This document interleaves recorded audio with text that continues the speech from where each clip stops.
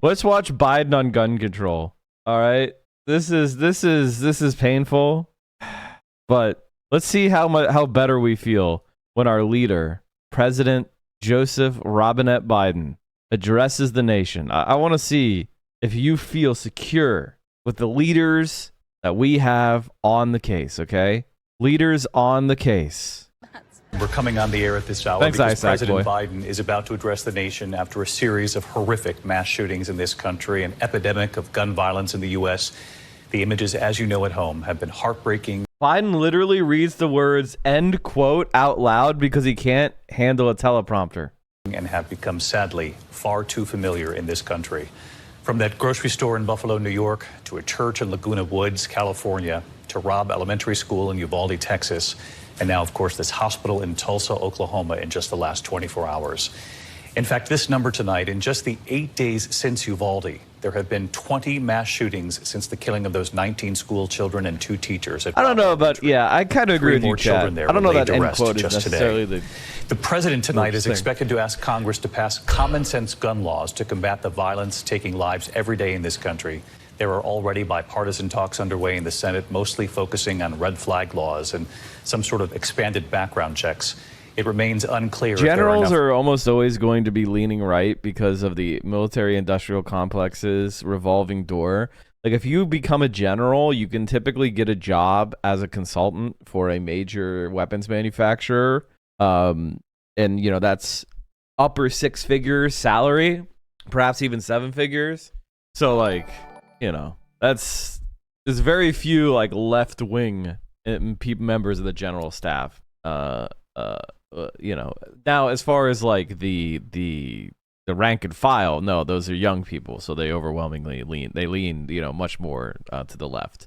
When it became apparent Bernie was going to win the nomination, every Democrat with power decided only Biden could save us from certain defeat. If this is what winning looks like, I'll take heartbreaking loss any day of the week.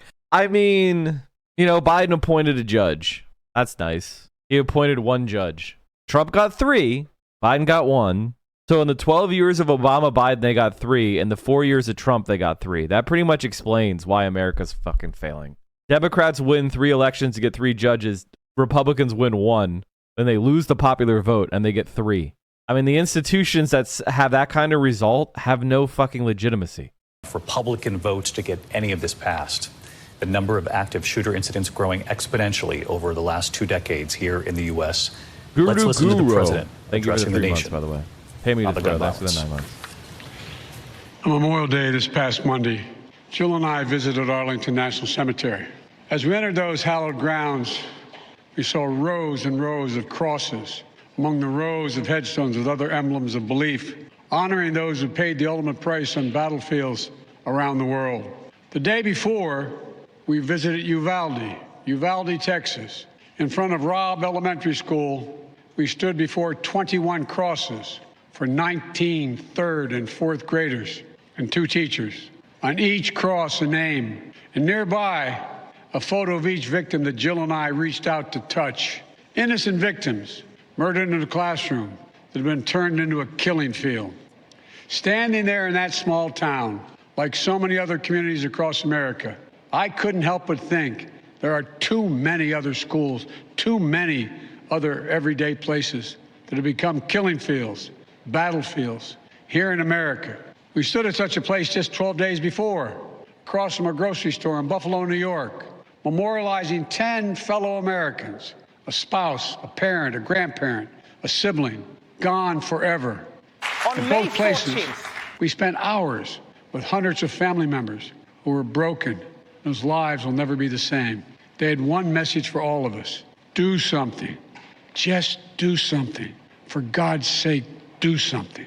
After Columbine, after Sandy Hook, after Charleston, after Orlando, after Las Vegas, after Parkland, nothing has been done. This time that can't be true. This time we must actually do something. The issue we face is one of conscience and common sense. For so many of you at home, I want to be very clear. This is not about taking away anyone's guns. It's not about vilifying gun owners. In fact, we believe we should be treating responsible gun owners as an example of how every gun owner should behave. I respect the culture and the tradition and the concerns of lawful gun owners. At the same time, the Second Amendment, like all other rights, is not absolute. It was Justice Scalia who wrote, and I quote, "Like most rights, the Second Amendment, the rights granted by the Second Amendment are not unlimited. Not unlimited. It never has been. There have always been limitations on what weapons you can own in America.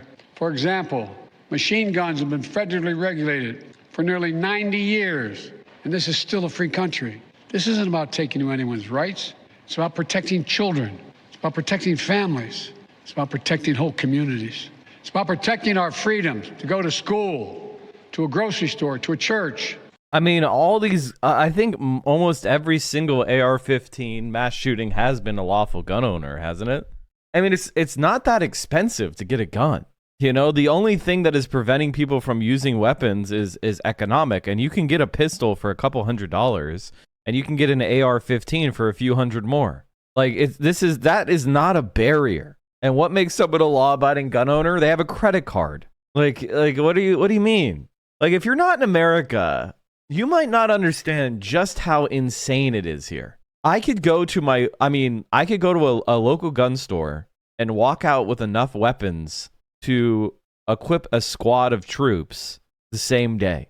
And if I didn't want to get background checks and you give me a couple more days, I could go and equip that same squad without anybody even knowing I got the guns. They cap how much weed you can buy, but you don't need to get an illegal gun. You don't even need an illegal gun because you can buy guns from private parties without a background check. So as far as that person would go, that would be a legal gun sale. It would only be your possession that was illegal.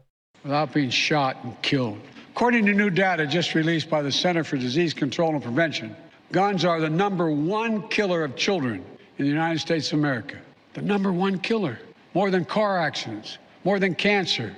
Over the last 2 decades, more school-age children have died from guns than on-duty police officers and active-duty military combined. Think about that. More kids than on-duty cops killed by guns.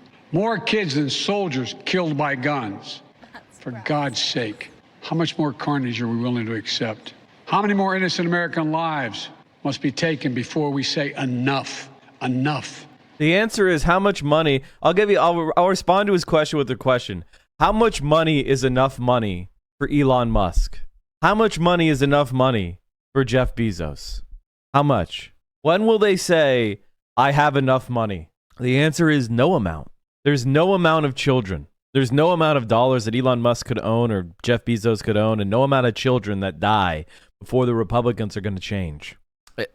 I mean, we lost 1 million Americans in COVID-19, and Republicans didn't even want to take a vaccine. When 1 million children die in mass shootings, maybe you'll see some change. I doubt it, though. They will double, they will triple, they will quadruple down. They will say close down public schools before they say regulate guns. They'll say close down physical school buildings before they say regulate guns. There's no shot that they will ever stop. The only way to stop is to beat them. When you beat the Republicans' asses, then they'll stop. That's it. I know that we can't prevent every tragedy, but here's what I believe we have to do. Here's what the overwhelming majority of American people believe we must do. Here's what the families in Buffalo and Uvalde in Texas told us we must do. We need to ban assault weapons and high-capacity magazines. And if we can't ban assault weapons, then we should raise the age to purchase them from 18 to 21. Strengthen background checks. Enact safe storage law and red flag laws. Repeal the immunity that protects gun manufacturers from liability. Address the mental health crisis, deepening the trauma of gun violence and as a consequence of that violence. These are rational, common sense measures. Here's what it all means. It all means this. We should reinstate the assault weapons ban on high-capacity magazines that we passed in 1994 with bipartisan support in Congress and the support of law enforcement.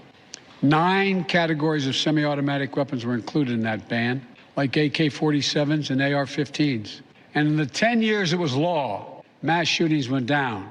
But after Republicans let the law expire in 2004, and those weapons were allowed to be sold again, mass shootings tripled. Those are the facts. Thanks for the 7 months. A few years ago, thanks for the tier 2. The family of the inventor of the AR-15 said he would Remember when reactionaries were saying we needed to reopen schools despite COVID popping off because they said it was causing deteriorating mental health? Are they talking about the mental health of these kids who had to wipe blood on themselves to They don't give a shit. You have to understand they don't care.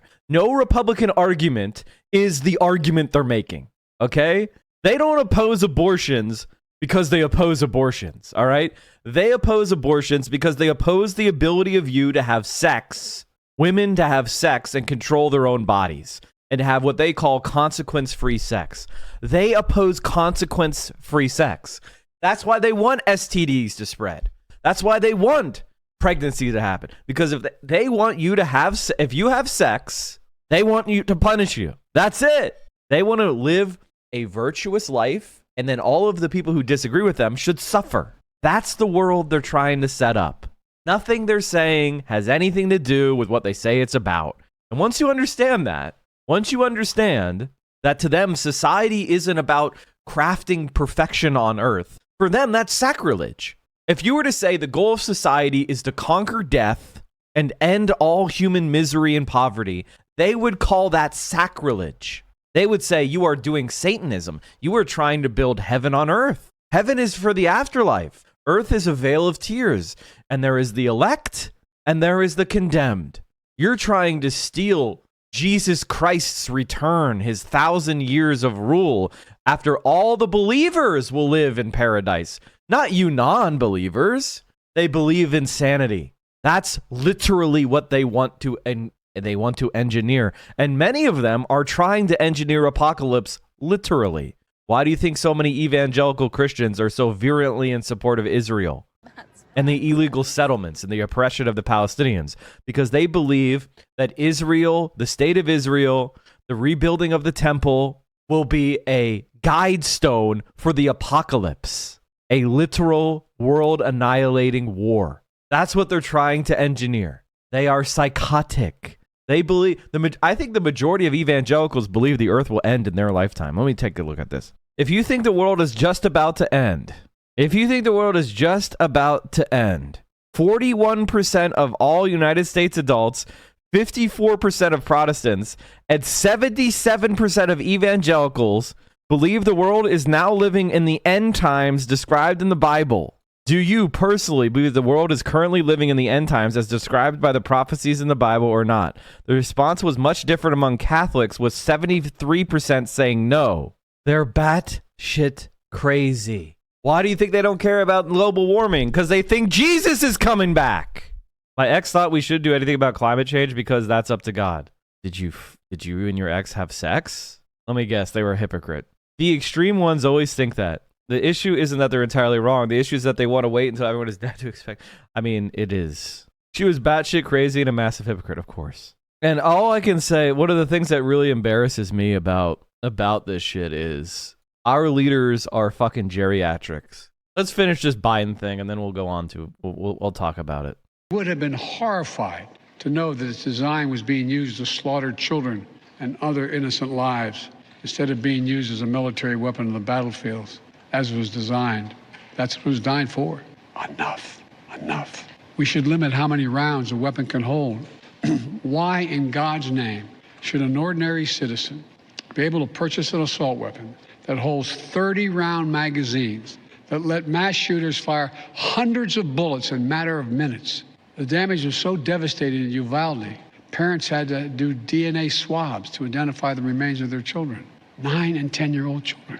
Enough.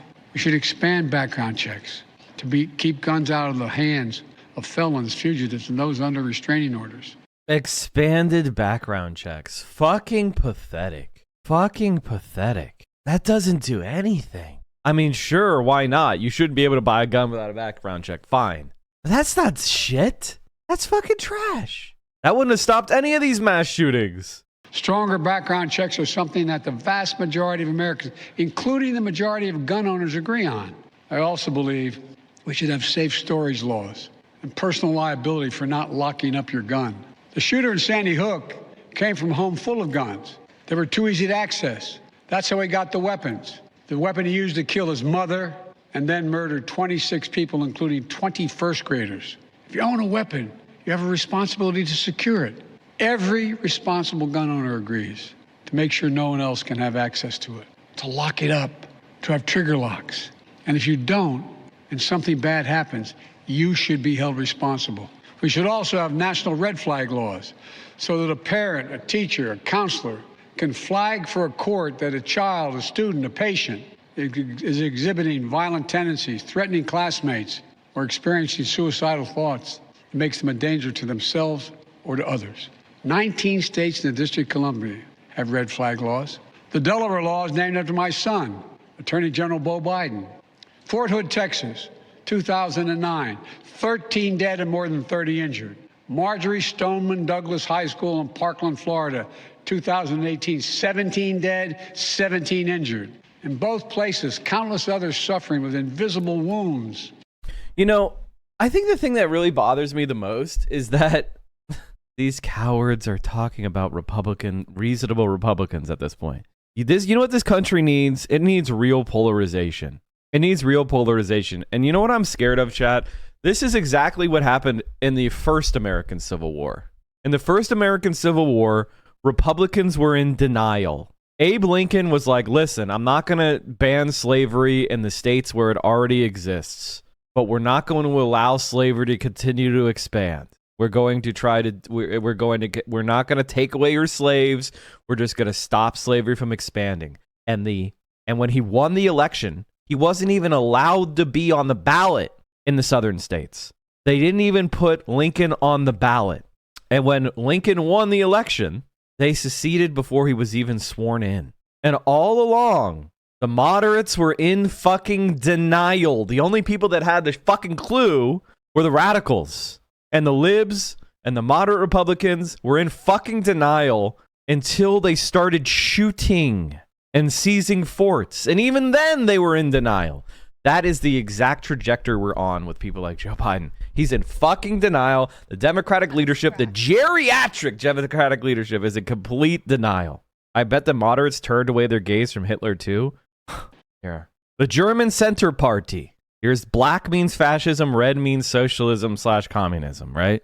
The German Center Party. What do you think happened to the German Center Party? What do you think happened? As communists and National Socialists together had won the majority of seats, no government coalition could be formed without one of them. Papin tried to justify his authoritarian style of government by pointing out that the parliament could no longer function properly. Countering this reasoning, the Center and the BPP tried to reestablish a working parliament by cooperation with the National Socialists. Since the three parties together had attained 53% of the seats, when Papin called upon the people to reject the dictatorship of a single party, the Center Party agreed without reservation, but it also stated that with the same resolution, we'd reject the dictatorship of the nameless party, now in power, even if cloaked with the illusion of nonpartisanship. After Papin failed to get Hitler's support for his administration, the Center began their own negotiations with the National Socialists. They started the state of Prussia, where the Weimar coalition had just lost its majority. An alternative majority could not be found, and the Papin administration seized upon this opportunity to assume control of Germany's largest state in the Prussian coup via presidential decree. Now the National Socialists proposed to end this direct rule by forming a coalition with the Center Party, promising an equal share in government. Since this went too far for the National Center's national leadership, the negotiations were transferred to the national level, where Heinrich Brüning conferred with Gregor Strasser. During that period, the anti-Nazi polemic ceased in order to not disturb the negotiations. Since the NSDAP was the larger party, the Center was willing to accept a Nazi as chancellor, provided he would gain the trust of the president, which at that time seemed quite a difficult task.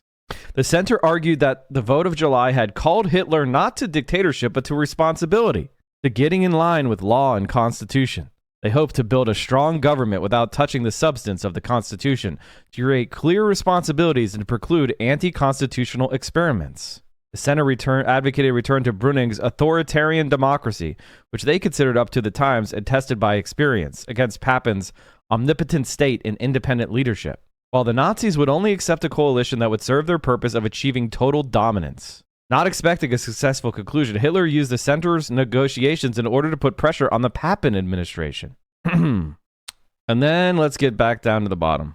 The Center Party, whose vote was going to be decisive, was split on the issue of the Enabling Act. Now, if you don't know history, chat, the Enabling Act is what gave Hitler absolute power. The Nazis did a fake attack on the parliament called the Reichstag fire, which they blamed on leftists. And because they said, oh, the leftists are about to, the leftists are a danger to society, we need to have emergency powers given to the chancellor, who is Hitler. So that's what the Enabling Act is. Consider the Enabling Act to be, we're giving Hitler absolute power. All right, that's what that means. The government confronted the newly elected Reichstag with the Enabling Act that would have vested the government with... I didn't even talk about another election where basically the Nazis used the SA to try to intimidate people at the polls and still couldn't get a majority. Like the Nazis literally had brown shirts harassing people and targeting opposition politicians at the polls, and they still couldn't get a majority. Anyway, the government confronted the new elected Reichstag with the Enabling Act that would have vested the government with legislative powers for a period of 4 years. As the bill required a two-thirds majority in order to pass, and the coalition parties only controlled 340 of the 647 seats, the government needed the support of other parties. So in other words, the pro-Nazi politicians didn't have the majority to amend the Constitution and give legislative powers to the chancellor. Okay? That's what they were trying to do. Combine the executive and legislative and get rid of voting on shit in the parliament. Okay, that's what the Enabling Act was. The Center Party, whose vote was going to be decisive, was split on the issue of the Enabling Act. Chairman Cass advocated supporting the bill in parliament in return for government guarantees. These mainly included respecting the president's office, retaining veto power, religious liberty, its involvement in culture, schools, and education, the concordats signed by German states, and the existence of the Center Party. Via Papen, Hitler responded positively and personally addressed the issues in his Reichstag speech, but he repeatedly put off signing a written letter of agreement. So in other words, they agreed to give Hitler absolute power because of words, even though a written promise wouldn't have been worth the paper it was written on. Better used for toilet paper. Cass was aware of the doubtful nature of such guarantees, but when the Center Party assembled on the 23 March to decide on their vote, Cass advised his fellow party members to support the bill. On the one hand, we must preserve our soul, but on the other hand, a rejection of the Enabling Act will result in unpleasant consequences for fraction and party. What is left is only to guard against the worst. Were a two-thirds majority not obtained, the government's plans would be carried through by other means. The president has acquiesced to the Enabling Act. From the DNVP, no attempt of relieving the situation is to be expected. In the end, the majority of center parliamentarians supported Cass's proposal. Brüning and his followers agreed to respect party discipline by also voting in favor of the bill. The Reichstag assembled under turbulent circumstances. SA men, Nazi paramilitaries, served as guards and crowded outside the building to intimidate any opposition, while the communists and some social democratic members of the Reichstag had been imprisoned and thus were prevented from voting. In the end, the center voted as planned in favor of the Enabling Act, as did all the other parties apart from the SPD, which is the Social Democrats. The act was passed on 23 March 1933. If you're wondering what centrists will do when the chips are down, the answer is they will vote to give Hitler absolute power. That is what actually happened. The liberals, the centrists, they voted to give Hitler absolute power. The communists and the social democrats were either imprisoned or intimidated to the point where their no votes didn't even matter. So the Enabling Act passed on 23 of March. And the Center Party, guess what happened? The end of the party. Wow, wow, wow. From 23 March, they were dissolved by 5 July. Their party was banned after voting to give Hitler absolute power. Whoops. Notice that there was no discussion whatsoever about allying with the left. And that's what you need to understand. And the same shit's going to happen here. Unless the left itself wins outright, there is no shot the centrists are going to go ally with the left. You think the Republicans will hold their own to take over coup on the same... check what became of the remnants of the Center Party after the war. No, we're not going to piss everybody off. Red flag laws could have stopped both these shooters. In Uvalde, the shooter was 17. So, I've occasionally heard people going the Social Democrats are to blame for Hitler. No, the communists are to blame for Hitler. No, the people that are blamed for Hitler are the conservatives and the centrists. Of course, they went along with the Nazis. It wasn't because the communists and the social democrats did something. No, it's because the centrists literally gave them power. You can critique the communists or the social democrats for making mistakes in their attempt to fight the Nazis, which of course they did, including infighting.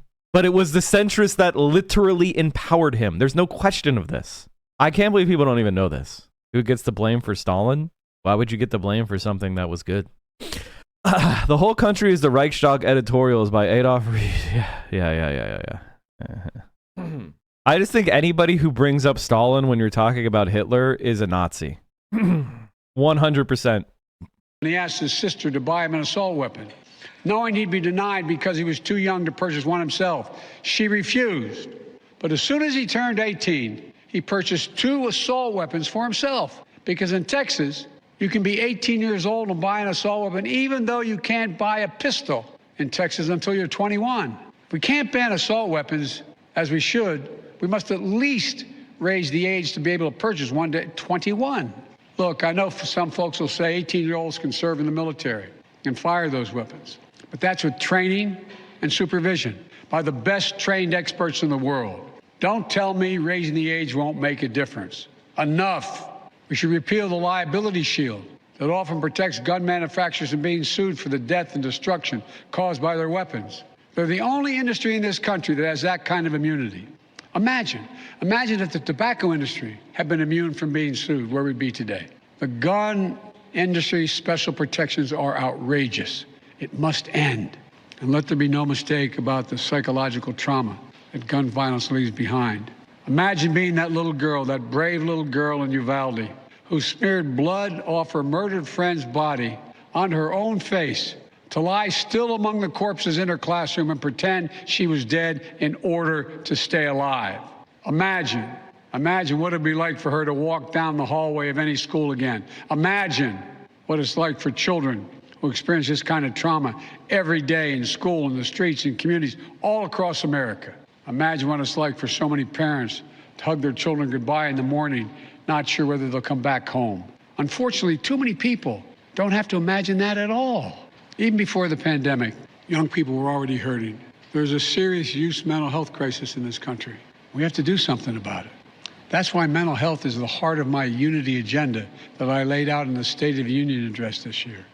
We must provide more school counselors, more school nurses, more mental health services for students and for teachers, more people volunteering as mentors to help young people succeed, more privacy protection and resources to keep kids safe from the harms of social media. This unity agenda won't fully heal the wounded souls, but it will help. It matters. I just told you what I'd do. The question now is, what will the Congress do? The House of Representatives already passed key measures we need. Expanding background checks to cover nearly all gun sales, including at gun shows and online sales.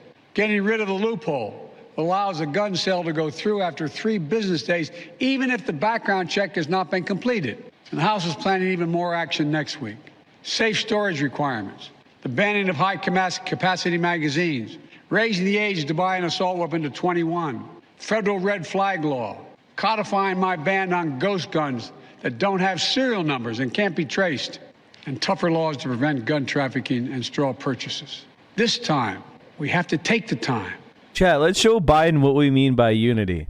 Can we get some DSA unity in the chat? Can we get some DSA unity in the chat? This is what I mean when I say unity. To do something. And this time, it's time for the Senate Serve to a big do bowl of something. soup for our families. But as we know, in order to get anything done in the Senate, we need a minimum of 10 Republican senators. I support the bipartisan efforts that include a small group of Democrats and Republican senators trying to find a way.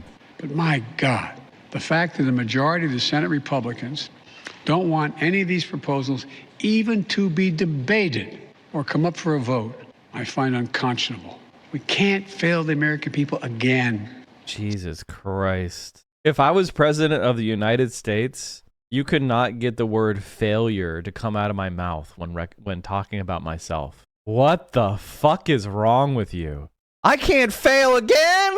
Jesus fucking Christ. Since Uvalde, just over a week ago, there have been 20 other mass shootings in America, each with 4 or more people killed or injured, including yesterday at a hospital in Tulsa, Oklahoma. A shooter deliberately targeted a surgeon. You being president is a failure? I could tell you right now, if I was president, you would approve. You would give me a positive approval rating. Because at least I'd be yelling at these people. But I also would have forgiven all the student loans. So you wouldn't have any student loans. I would have forgiven all federal medical debt, all student loan debt. I would have decriminalized marijuana. I would have done a massive program to build affordable housing. I would have pledged to build 10 million houses, 10 million homes and apartments, public housing in the next 4 years.